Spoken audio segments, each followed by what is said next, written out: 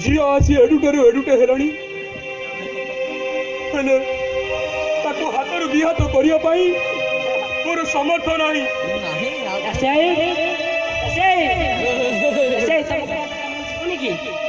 ना रे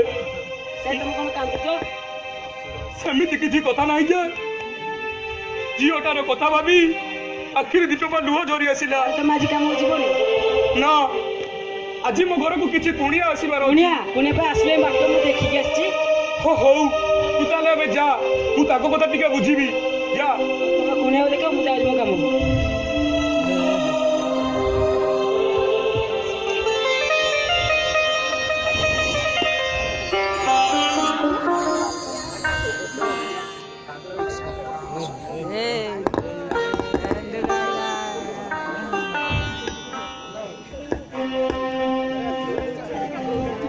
घर ହେଇଛି ମ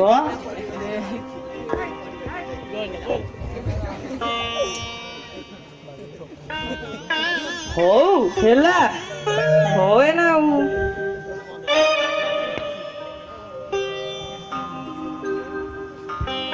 ସାଇଡ୍ ହେଇକି ଠିଆ ହେଇପାରୁନ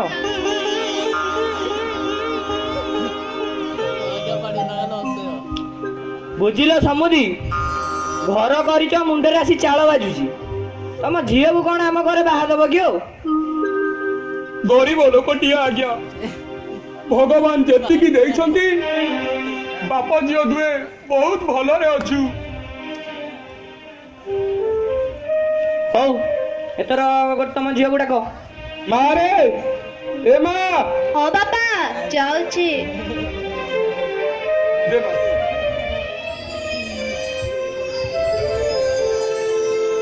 हाले हाले हाले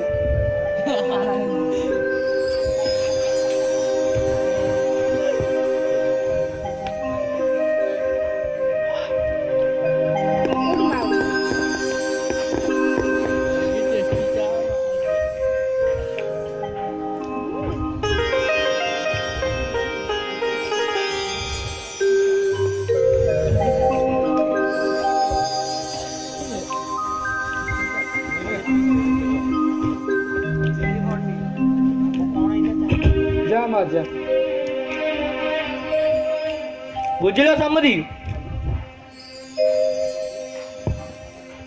सब ठीक अच्छे खाया पीवा सब ठीक अच्छे झील को देखिलु झील सुंदर गुणर सब भल बाकी जहाँ रहीगला टंका पैसा दबा नबाटा सेटा छिंडी गले बाहागरटा भलरे भलरे ना कौन कौच आज्ञा ସେଇଟା ଟିକେ ଭଲରେ ଭଲରେ ଛିଡ଼ି ଗଲେ କଥା ସରିଲା ଆର ମାସରେ ବାହାଘର କାମଟା ସାରିଦେବା ନା କ'ଣ କହୁଛୁ କିରେ ଗୋବରା ହଁ ଲୋ ନାନୀ ସବୁ କହିଦେଇଛି ମାମୁଁ ମୋ କଥା ତ କହିଥିବ ଆଉ ତୋ ମାମୁଁ ଦେହ ତ ପୁଣି ଆହୁରି ଚିନ୍ତା ସବୁ କହିଦେଇଛି ହଉ ସମୁଦି ଆମେ ତୋର ଆସୁଛୁ ଆଜ୍ଞା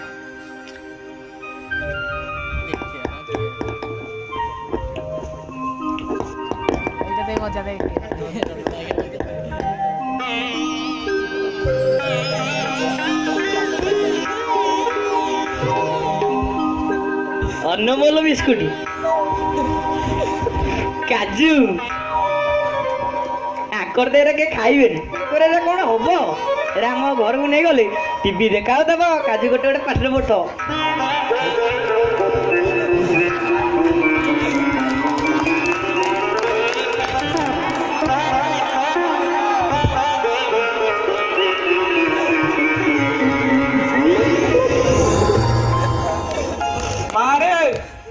एमा पूजा हाँ बापा एगुड़ा को नहीं बुरे माँ हाँ बापा जाऊची माँ तू आखिर लुह तू जिते बेले 3 वर्ष तो माँ तोते छाड़ी आर पारी को चली गला सही दिन टारू माँ सब किछि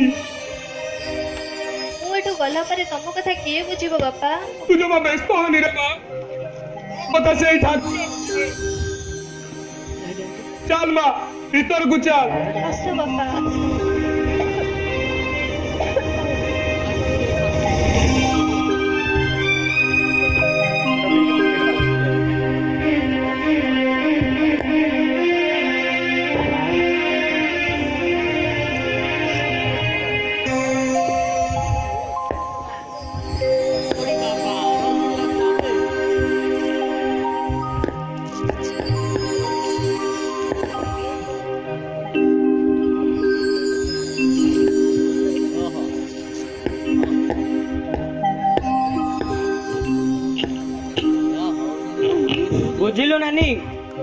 ବାହାଘର ଅଛି 6 ମାସରୁ 8 ମାସ ହେଇଗଲା, ହେଲେ ଯୌତୁକ ବାବଦକୁ 50,000 ଟଙ୍କା ହେ ବୁଢା ଏପର୍ଯ୍ୟନ୍ତ ଦେଲାନି।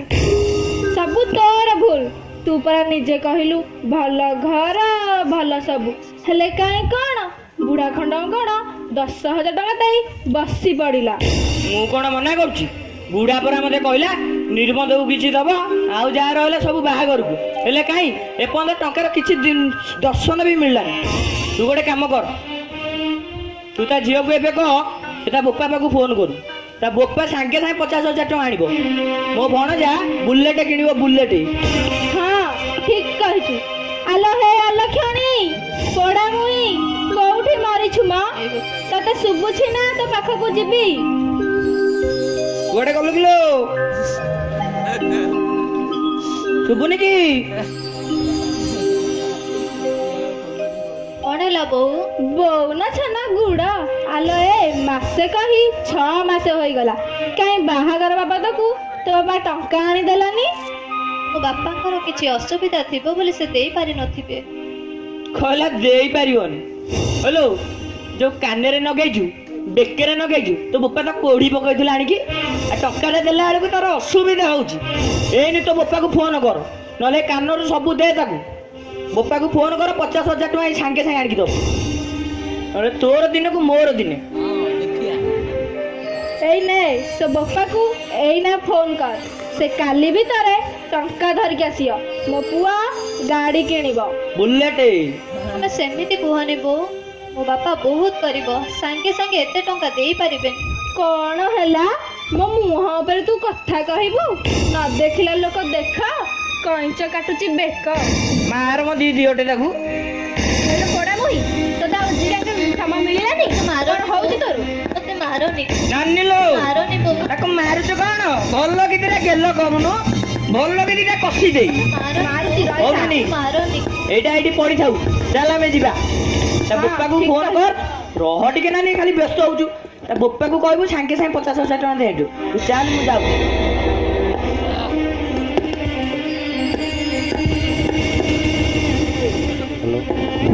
ହ୍ୟାଲୋ, ତତେ ସେ କଣ କହିଲା ଶୁଭିଲାନି? ତୋ ବୋପାକୁ କହୁନୁ 50,000 ଟଙ୍କା ଆଣିକି ଦବ। ମାଡ ଗୁଡା କହୁ ଭଲ ଲାଗୁ ଛେଚି ଦେଇଥାଉ।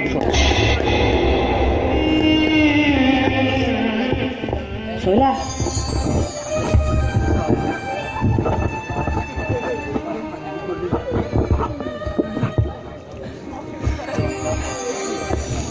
ପୂଜା, ଏ ପୂଜା, ଆରେ ଶୁଣ, ତୋ ପାଇଁ ଗୋଟେ ଫୁଲଟେ ଆଣିଥିଲୁ। ଆଉ ତୁ କୁଆଡେ ଯାଇଛୁ? ପୂଜା, ତୁ ଏଠି କଣ ପଢିଛୁ? ନେ ନେ ନେ, ତୋ ପାଇଁ ଗୋଟେ ଫୁଲଟେ ଆଣିଛି, ନେ। ଗୋଲାପ ଫୁଲଟେ ଆଣିଥିଲୁ। ତୁ କଣ କାନ୍ଦୁଛୁ? କଣ ହେଇଛି ତୋର? ନେ, ଗୋଟେ ଫୁଲଟେ ଆଣିଥିଲି।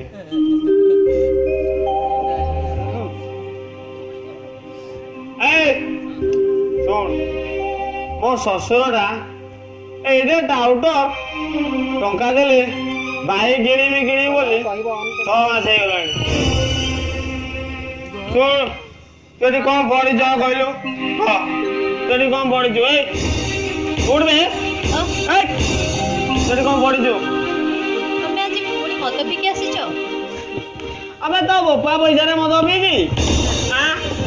ତୋ ବୋପା ପଇସାରେ ମଦ ପିଇଛି? ତୁ ମତେ କହ, ତୁ ଏଠି କଣ ପଢିଥିଲୁ? ତମେ ଜାଣିଛ, ବାପା ବାକି ଯୌତୁକ ଟଙ୍କା ଦେଇନାହାନ୍ତି ବୋଲି ତମ ମାମୁଙ୍କ କଥାରେ ବୋଉ ମତେ ବହୁତ ବାଡେଇଲେ। ବଢିଆ ହେଇଛି, ବଢିଆ ହେଇଛି। ତତେ ଆହୁରି ମାରିବା କଥା। ତତେ ବାଡେଇ ବାଡେଇ ଜୀବନକୁ ମାରି ଦେଇଥିଲେ ବି ମତେ ଟିକେ କଷ୍ଟ ହେଇନଥାନ୍ତା ଲୋ। ତମେ ଏମିତି କଣ କହୁଛ? ଆଉ କେମିତି କହିଲେ ତୁ ବୁଝିପାରିବୁ? ତୋ ବାପା ବାକି ଟଙ୍କା ନଦେଲା ଯାଏ ତତେ ଏମିତି ମେଡିସିନ ଦିଆଯିବ। ଶୁଣ, ତୁ ଏଠି କଣ ପଢିଥିଲୁ କହିଲୁ? ତମେ କେମିତି ତମକୁ ମୁଁ କହିବି? ମୋ ବାପା ବାକି ଯୌତୁକ ଟଙ୍କା ଦେଇନାହାନ୍ତି ବୋଲି ତମ ମାମୁଙ୍କ କଥାରେ ବୋଉ ମତେ ବହୁତ ବାଡେଇଲେ। ବଢିଆ ହେଇଛି। ଶୁଣ, ବାକି ଟଙ୍କା ନଦେଲା ଯାଏ ତତେ ଏମିତି ମେଡିସିନ ଦିଆହବ ଶୁଣ ଚାଲ ମୁଁ ଗାଧେଇବି ଚାଲ ତୁ ପାଣି କାଢିବୁ ଚାଲ ଚାଲ ବେ ଚାଲ ମୁଁ ଗାଧେଇ ଚାଲ ତୁ ପାଣି କାଢିବୁ ଚାଲ ଚାଲ ବେ ଚାଲ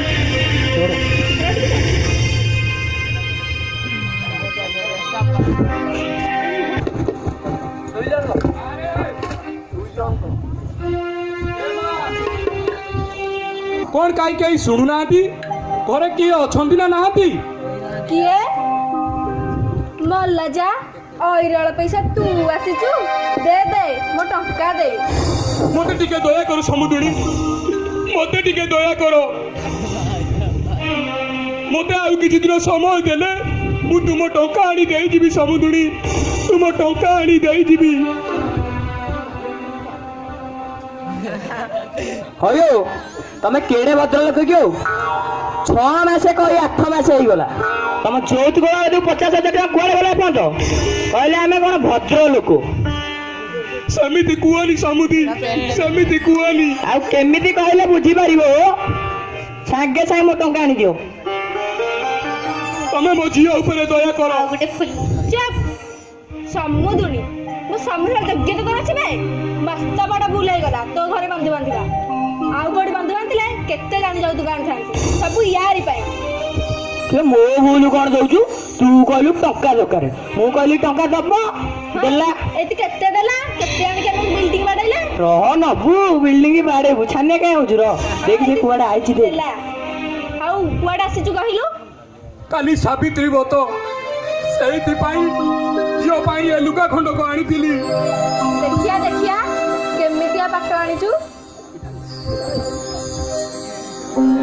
ଏ ଲୁଗା ଆଣିଛି ତ ଆରେ ବୁଢା ଏଇ ଲୁଗା ଆଣିଛୁ ତୋ ଝିଅ ପାଇଁ ବାହାରେ ଦେଖାଉଛି ନେଇକି ଯା ବାରି ତୋ ଲୁଗା ଯାଉଛି ସମୁଦୁଣୀ ଯାଉଛି ବର୍ତ୍ତମାନ ବାହାରେ ହେଲେ ଏଇ ସାବିତ୍ରୀ ଲୁଗା ଖଣ୍ଡକ ମୋ ଝିଅକୁ ଦେଇଦବ ସମୁଦୁଣୀ ମୋ ଝିଅକୁ ଦେଇଦବ ତୋ ଝିଅ ସିନା ବଞ୍ଚିଥିଲେ ଶାଢୀ ପିନ୍ଧିବ ସେମିତି କୁହନି ସମୁଦି କଣ କହୁଛି ଶୁଣି ସାର ତମ ଝିଅ ନାନୀ ରହ ମୁଁ ଟିକେ ତାକୁ ଭଲ କି ଟିକେ ରହ ମୁଁ ପୁଅ ବୁଡାକେ ସେ ବି ତାକୁ ବାଡେଇ ଡାକି ଆରେ ପୁଅ ଏଠିକି ଟିକେ ଆସିଲୁ କଣ ହେଲା ବୋଉ ଆରେ ତୋ ଭିକାରୀ ଶଶୁରଟା କଣ ସାବିତ୍ରୀ ଭାର ନେଇକି ଆସିଛି ଅଳ ପଇସାକୁ ସେଟା ତଣ୍ଟିଆ ମାରି ଘରୁ ଫୋପାଡ଼ିବେ ବାହାର ବାହାର କହିଦ ମୁଁ ଯାଉଛି ହେଲେ ଏଇ ସାବିତ୍ରୀ ଲୁଗା ଖଣ୍ଡକ ମୋ ଝିଅକୁ ଟିକେ ଦେଇଦବ ତୋ ଝିଅ ବଞ୍ଚିଥିଲେ ସିନା ପିନ୍ଧିବ ସେମିତି କୁହନି ସମୁଦି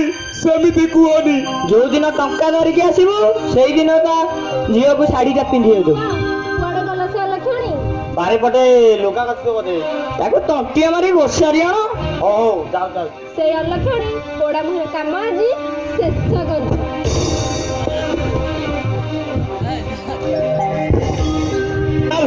ଚାଲ ବେ ତୋ ବାପା ପାଇଁ ସାବିତ୍ରୀ ଶାଢୀ ଆଣିଛି ପିନ୍ଧିବୁ ମଶାଣି ଯିବୁ ଚାଲ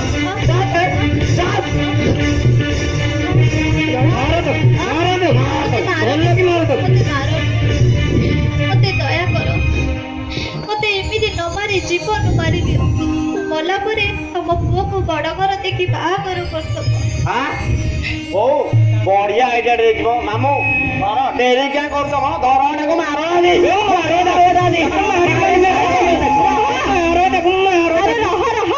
ଏଟା ଆଉ କଣ ହଲୁନି ଦେଖିଲୁ ମରିଗଲା କି ରେ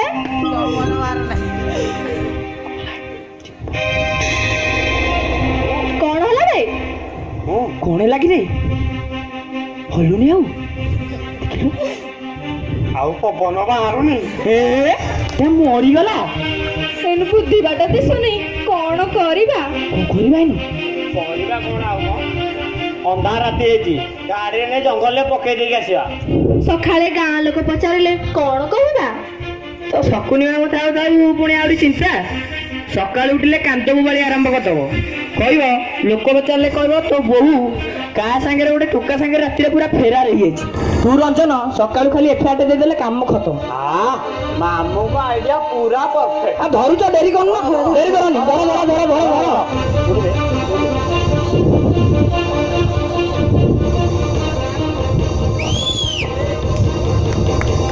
ବୁଝିଲେ ସାର୍ ଜଙ୍ଗଲ ରାସ୍ତା ଟିକେ ବିପଦ ଏଇଟା ପାର ହୋଇଗଲା କିଛି ଚିନ୍ତା ନାହିଁ।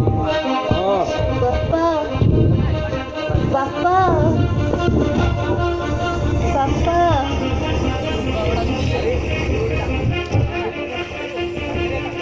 ବାପା ବାପା ବାପା ବାପା ଆରେ ଦେଖିଲୁ କିଏ ଗୋଟେ ଡାକୁଛି। ବାପା ବାପା ଦେଖନ୍ତୁ ସାର୍ ଦେଖ ବଞ୍ଚିଛି ନା ମରିଛି। ର ମୁଁ ଦେଖୁଛି ର। ଆରେ ଏଇଟା ତ ବଞ୍ଚିଛି। ଚାଲ ସାର୍ ହସ୍ପିଟାଲ ନେଇଯିବା। ତୁ ଠିକ୍ କହିଛୁ ର ମୁଁ ଆମ୍ବୁଲାନ୍ସ ଫୋନ୍ କରୁ।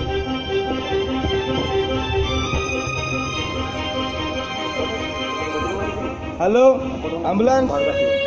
ହଁ ମୁଁ ଏସିପି ଇଏ କହୁଛି ଶୀଘ୍ର ଆସ।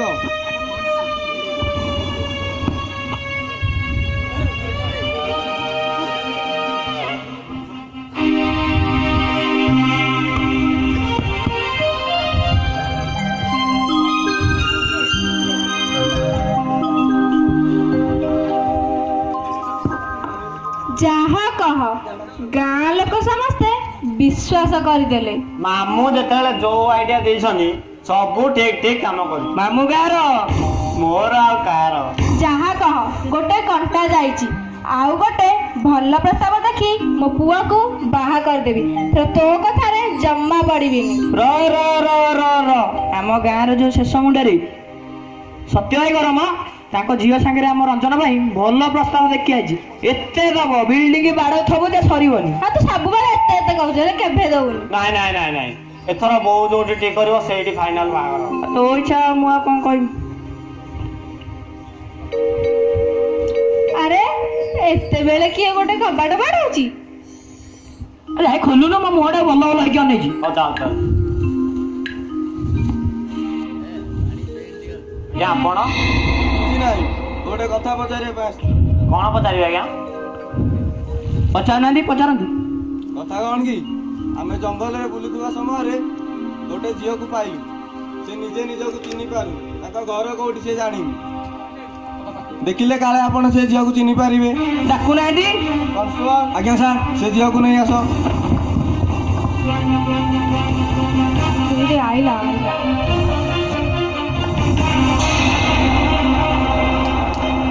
ଏଇ ଝିଅ ଦେଖନ୍ତୁ ଯଦି ଚିହ୍ନି ପାରିବେ। ଆକୁ ମୁଁ ତ ଗାଁରେ ଚାରିଆଡେ ବୁଲୁଛି ଆକୁ ତ କୋଉଠି ମୁଁ ଦେଖିନି।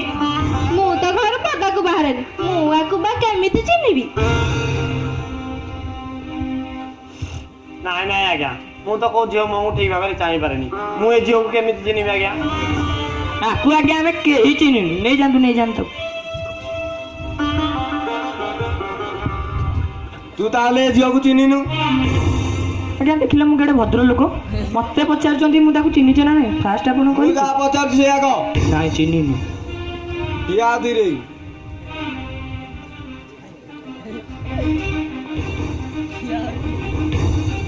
ଏଇ ତୁ ଏ ଝିଅକୁ ଚିହ୍ନିନୁ? ନାଇଁ ଆଜ୍ଞା ମୁଁ ଝିଅକୁ ତ ଚାହିଁପାରେନି ଆଉ ମୁଁ କେମିତି ଚିହ୍ନିବି? ଠିକ ଅଛି ତମେ ମାନେ ତାହେଲେ କେହି ଏ ଝିଅକୁ ଚିହ୍ନିନ? ନାଇଁ ଆଜ୍ଞା ଆମେ ଆକୁ କେହି ଚିହ୍ନିନୁ। କୁହନ୍ତୁ ସାର୍ ତେବେ ମୁଁ କିଏ? ମୋ ଘର କେଉଁଠି? ମତେ ଏମାନେ କେହି ଚିହ୍ନି ନାହାନ୍ତି।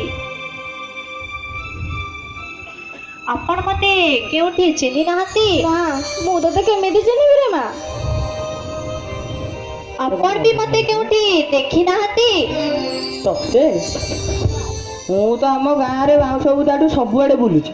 ତତେ ତ କୋଉଠି ଆମ ଗାଁରେ ଦେଖିନିଲ ମା। ତୁ କିଏ? ଓହୋ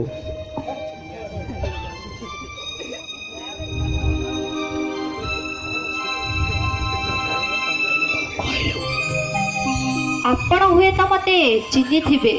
କି କଥା କହୁଛ? ମୁଁ ତ କୋଉ ଝିଅକୁ ଚାହିଁପାରେନି। ମୁଁ ଏ ଝିଅକୁ କେମିତି ଚିହ୍ନିବି ଆଜ୍ଞା? ଦେଖିଲେ ମୁହଁକୁ ଦେଖିଲେ ଚିହ୍ନିଲା ଭଳିଆ ଲାଗୁଛି ନା? ଠିକ ଅଛି ତାହେଲେ ଆପଣ ମାନେ କେହି ଏ ଝିଅକୁ ଚିହ୍ନି ନାହାନ୍ତି? ନାଇଁ ଆଜ୍ଞା କେହି ଚିହ୍ନିନୁ। ଠିକ ଅଛି କନଷ୍ଟେବଳ ସେ ଝିଅକୁ ନେଇ ଆସ। ଜଲ୍ଦି ଯାଆନ୍ତୁ ସାର୍ ଆପଣଙ୍କର ସିଆଡେ କେତେ କାମ ଥବ। ଟିକେ ରୁହନ୍ତୁ। ଆପଣ କିଏ? ମୁଁ ଆଜ୍ଞା ଗରିବ ଲୋକଟିଏ। ଯୌତୁକ ନ ଦେଇ ଆଙ୍କ ଘରେ ମୋ ଝିଅକୁ ବାହା ଦେଇଥିଲି। ହେଲେ ଏମାନେ ଏତେ ଭଦ୍ରଲୋକ ହେଲା ପରେ ମଧ୍ୟ ମୋ ଝିଅ ଆଉ କୋଉ ଟଙ୍କା ସେଥିରେ ପଳେଇ ଗଲା।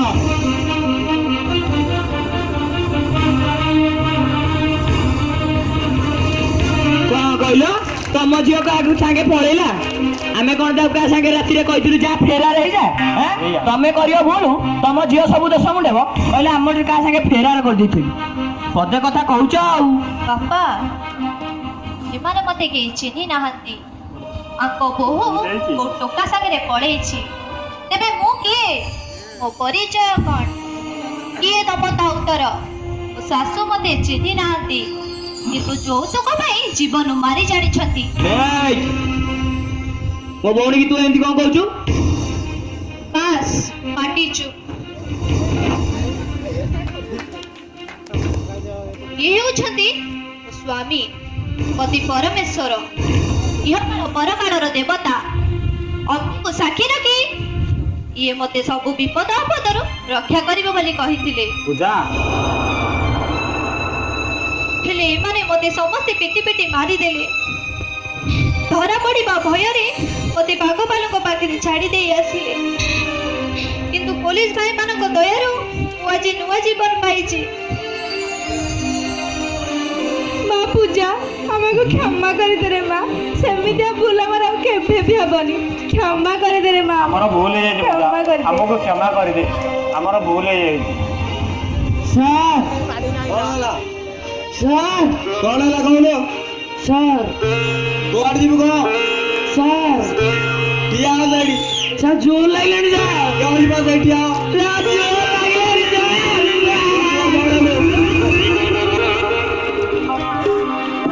ବାଡେଇ ସେଇ ଆଡେ ନେଇ ଯା। ସାର୍ ମୋର ଖସିଗଲା ସାର୍ ଟିକେ। ସାର୍ ସାର୍ ଜିପି ଆସିବି ସାର୍ ଜୋର ଲାଗ। ସାର୍ ଜିପି ଆସିବି ସାଙ୍ଗେ ସାଙ୍ଗେ। Sir hello sir sir sir ଖାଉଲି ସାର୍ ଆଉଲି। ସାର୍ ସାର୍ ଶୁଣନ୍ତୁ ସାର୍ ଟିକେ ମୋ କଥା ଶୁଣନ୍ତୁ ସାର୍। ଶୁଣନ୍ତୁ ସାର୍ ସାର୍ ଟିକେ ଶୁଣନ୍ତୁ ମୁଁ କ'ଣ କହୁଛି ଶୁଣନ୍ତୁ। ଛାଡ଼ନ୍ତୁ ମୋ ବେକଟା ଛାଡ଼ନ୍ତୁ। ସାର୍ ସାର୍ ଯିବି ଆସିବି ସାର୍ ଆପଣ କହିଲି ପରା। ମୁଁ ପଳେଇ ଆସିଲି ପରା। ଏମାନେ ସବୁ କରିବେ, ଆପଣ ଧରିବେ ମତେ। ଏଠି ବସିକି କାନ୍ଦୁଛି ଦେଖୁନାହାନ୍ତି। ସାର୍ ମତେ ଛାଡ଼ନ୍ତୁ ସାର୍, ମତେ ଜୋର ହେଇଯିବ ସାର୍ ଏଇଠି। ଆରେ ହବନି। ଆରେ ସାର୍ ମୋର ଖସିଗଲା ସାର୍। ରଖିଲା ମାମୁଁ ସହିତ ଏତେ ଜଣକୁ ମତେ ଥାନାକୁ ସାର୍ ମୁଁ ବି ଯିବନି ସାର୍। ଏଇ କାଲି ସାର୍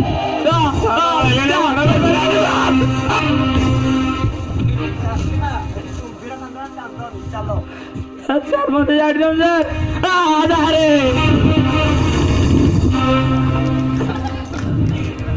ତାର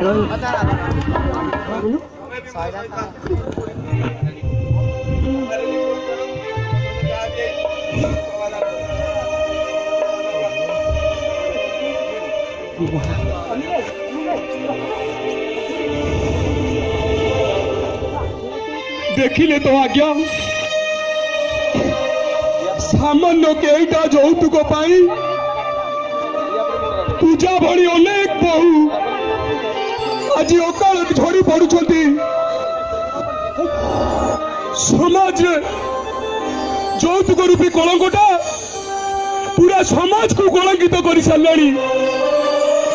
ଆପଣ ମାନେ ଆମ ଆଗାମୀ କାଲିର ଭବିଷ୍ୟତ। କଣ ଆପଣ ମାନେ ଏ କଳଙ୍କଟାକୁ ଆମ ସମାଜରୁ ଲିଭେଇ ଦେଇ ପାରିବେନି? ଏ ଯୌତୁକ ରୂପୀ ପ୍ରଥାଟାକୁ ଆମ ସମାଜରୁ ହଟେଇ ଦେଇ ପାରିବେନି? ଉତ୍ତର ଆପଣ ମାନଙ୍କ ହାତରେ। ତେବେ ଆମ ପ୍ରଶ୍ନର ଉତ୍ତର ଦବ କିଏ? ଦବ କିଏ? ଦବ କିଏ? ଦବ କିଏ?